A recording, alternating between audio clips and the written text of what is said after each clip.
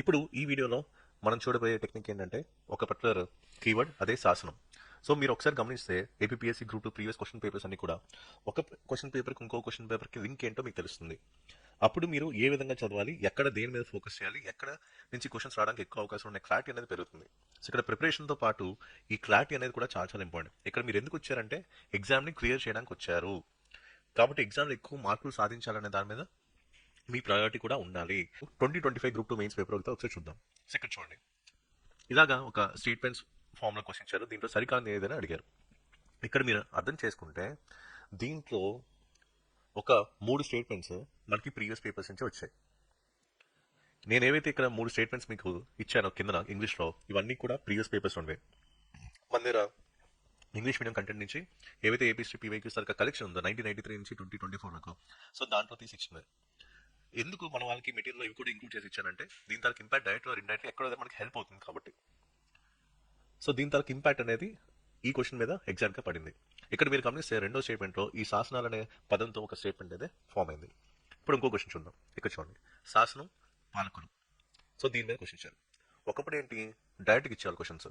ఇప్పుడు ఏం చేశారు, లెవెల్ ఆఫ్ డిఫికల్టీ పెంచి ఏమైతే ఒకప్పుడు సింగిల్ లైన్, ఇప్పుడు ఇవన్నీ మీరు చూస్తున్నారా ఈ కింద 3 స్టేట్మెంట్స్ ఇంగ్లీష్లో, ఇవన్నీ single liner questions, 1 liner questions previous papers ఉండేవి.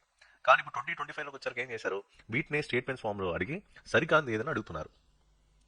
అంటే ఇక్కడ లెవెల్ ఆఫ్ డిఫికల్టీ పెరిగింది, అంతే తప్ప ఇంకేం పెరగలేదు కదా. సో లెవెల్ ఆఫ్ డిఫికల్టీ మాత్రం పెరిగింది. అండ్ ప్రీవియస్ క్వశ్చన్స్ తరకు ఇంపాక్ట్ అనేది డైరెక్ట్ ఆర్ ఇండైరెక్ట్ ఎక్కడ కనిపిస్తున్నాయి, అవి దాని తరకు ఇంపాక్ట్ కూడా కనిపిస్తున్నాయి. అండ్ అవి ఆన్సర్ని అప్రోచ్ అవ్వడానికి కూడా హెల్ప్ అవుతున్నాయి.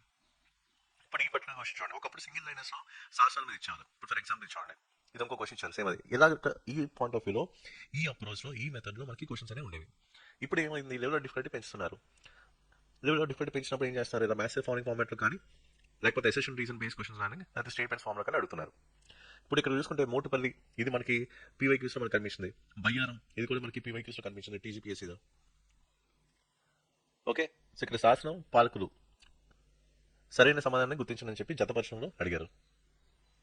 ఇప్పుడు ఇంకో క్వశ్చన్ చూడండి, ఇది శాసనం మీద వచ్చిన క్వశ్చన్. ఇప్పుడు ఇంకో క్వశ్చన్ చూడండి, మంచిగల్లు మరియు మైదువోలు శాసనాలు ఎవరికి సంబంధించినవి. ఇది శాసనాల మీద అడిగిన క్వశ్చన్, 3 క్వశ్చన్ అదే క్వశ్చన్ పేపర్లో. ఇప్పుడు ఇంకో క్వశ్చన్ చూడండి, ప్రారంభ శాతవాహన రాజుల శాసనాలు కనుగొనబడ్డ ప్రాంతం. ఇది 4వ క్వశ్చన్. అంటే ఇక్కడ మీరు చూసుకుంటే మొత్తం 2025లో మీకు మొత్తం 4 ప్రశ్నలు అనేవి, అంటే ఏవైతే 75 ప్రశ్నలు ఉన్నాయో దాంట్లో ఒక 4 ప్రశ్నలు మనకి శాసనాల మీద రావడం జరిగింది. పాలిటీ మెటీరియల్ ఉంది, ఎకానమీ మెటీరియల్ కూడా మన దగ్గర ఉంది తెలుగు మీడియంలో. సో దాంతోపాటు రీసెంట్గా మనం ఇండియన్ హిస్టరీ కూడా లాంచ్ చేసాం. అంతా కూడా ఎగ్జామినేషన్ పాయింట్ ఆఫ్ మొత్తం అంతా కూడా డిజైన్ చేయడం జరిగింది. ఈ నెంబర్కి అయితే వాట్సాప్ చేయండి, మేడం మీకు డీటెయిల్స్ అయితే ఇస్తారు. అన్ని కాంపిటేటివ్ ఎగ్జామ్స్కి మెటీరియల్స్ అయితే హెల్ప్ అవుతాయి.